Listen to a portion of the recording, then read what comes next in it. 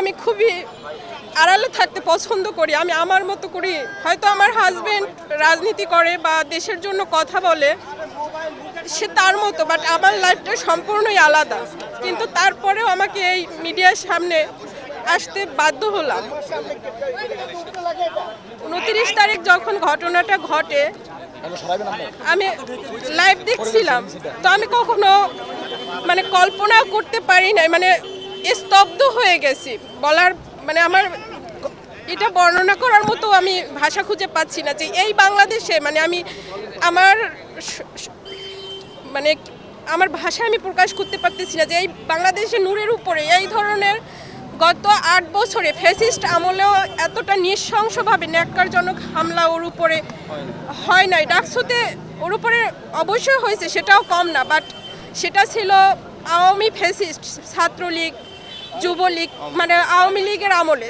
সেটা মানে এই প্রশাসনের এই দেশে মানে এই সময়ে এসে এভাবে ওর উপরে এই ধরনের আক্রমণ হবে যা আমার মানে কল্পনা অতীত। যখন আমি আসি ওর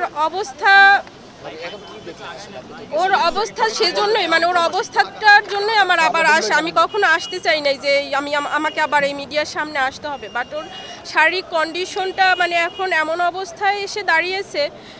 প্রথমে আমাদেরকে ডক্টর মানে করছিলেন, আশ্বস্ত করছিলেন যে আমরা 36 ঘন্টা তাকে অবজারভেশন করে তারপরে একটা জানাবো, বাট ওর উপরে এতটা মানে করা হয়েছে, আঘাত করা হয়েছে শারীরিকভাবে ওর ব্রেইনে এবং নাকে মানে চোয়ালে যে ইগুলা হয়েছে, ইন্টারনালিও অনেক ওর মানে মেরুদণ্ডে।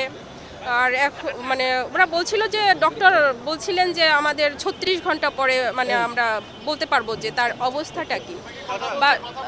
বাট ওর হ্যাঁ জ্ঞান ফিরছে তাকায়, বাট ওর যে শারীরিক কন্ডিশন মানে সেটা ওর আগে প্রথমে বলছিল তারা 36 ঘন্টা, তারপরে এখন তারা মানে আমার মিডিয়ার সামনে আসা এজন্যই যে এখন তারা বলতেছে যে 72 ঘন্টা পর ছাড়া আমরা বলতে পারতেছি না। তার মানে ও এখনও শঙ্কামুক্ত না, মানে ওর শারীরিক কন্ডিশন এখনও স্টেবল না।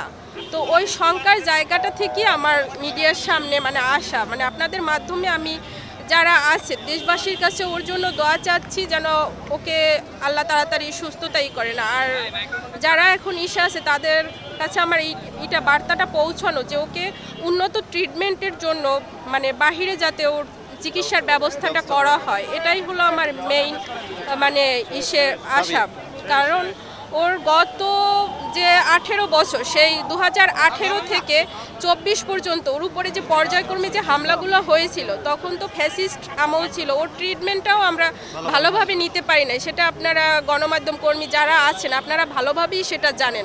হসপিটালে পালিয়ে থেকে ওর ট্রিটমেন্টটা নেওয়া হয়েছিল, যার কারণে ওর ট্রিটমেন্ট ওই সময় শুধু হায়ার অ্যান্টিবায়োটিক দিয়ে ওর মোটামুটি একটা যে বলে পুরোপুরি ট্রিটমেন্টটা হয় না। সেই হামলার জন্য তো অবশ্যই বিচার চাচ্ছি, যে যারা দোষী তাদেরকে যেন মানে অতি দ্রুত আইনের আওতায় আনা হয়, সঠিক বিচার যেন।